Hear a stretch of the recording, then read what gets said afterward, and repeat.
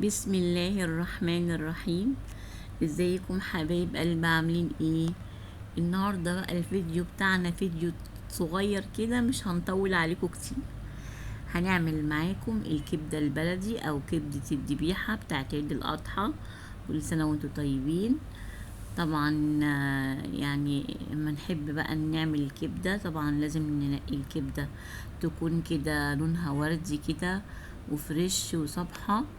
وطبعا في كذا طريقة للكبدة، بس انا النهاردة اخترت ان انا مجرد ان انا اشوحها بشوية توابل كده معاكم. طبعا انا معايا كبدة غسلتها، مش بحب اغسل الكبدة، انا بحب ان انا اعصر عليها ليمون وبسيبها تتصفى شوية. وبعدين ببتدي بقى اقطعها، وهقطعها معاكم شرايح زي ما انتوا شايفين كده، شرايح رقيقة. وطبعا بقى لما بنيجي ننقي الكبدة بتاعتنا من تكون كده وردي وحلوة، وخصوصا بقى لما تكون جاية من الذبيحة على طول، طبعا بيبقى افضل ان احنا ناخدها فريش خالص، ناخد الفايدة بتاعتها. وطبعا مش عايزة اقول لكم ان القيمة الغذائية بتاعتها عالية جدا، كلها حديد.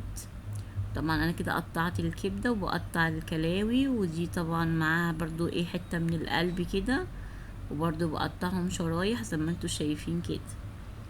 تمام.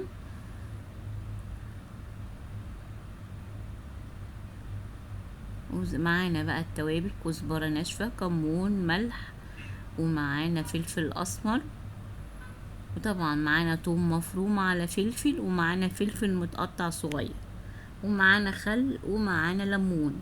هضيف التوابل على الثوم والفلفل، وهضيف طبعا عصير الليمون والخل. طبعا ما بيخلوش للكبده اي زفاره، وبيدوها طعمها كده جدا، تبقى جميله حلوه قوي. تمام. وزي ما انتوا شايفين كده هتبقى معايا خلطه سائله شويه.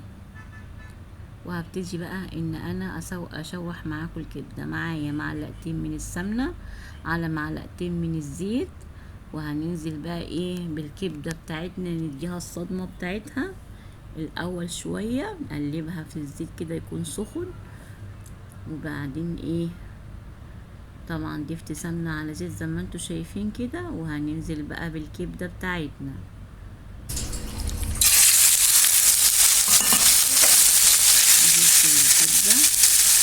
صدمة كده لازم تنزل كده، تعمل صدمة كده مع المادة الدهنية يعني. وهبتدي بقى ان انا اشوحها كده زي ما انتوا شايفين، وهنزل بالفلفل الاخضر اللي انا مقطعاه مكعبات او فرمان نص فرمة كده، وهبتدي بردك اشوح شوية زي ما انتوا شايفين كده. نديله اهم حاجة ان احنا ما نقرص عليها واحنا بنعمل، عشان لو نشفت مننا الكبدة هتبقى بتشد كده ومش هيبقى لها طعم. طبعا انا نزلت بالخلطة اللي انا عملتها معاكم دلوقتي، طبعا مش عايزة اقول لكم على الريحة وجمالها يعني. وزي ما قلت لكم مش هنقرص عليها في التسوية. وخلصت معانا طبق الكبدة بتاعنا جميل. ايه رأيكم بقى؟ متنسوش بقى في اللايك والشير والسبسكرايب. وعايزة اشكر اخواتي وحبايبي اللي مشجعيني، متشكرة على الكلام الجميل اللي بيكتبوهولي في الكومنتات. ربنا يخليكم ليا يا رب. السلام عليكم ورحمة الله وبركاته.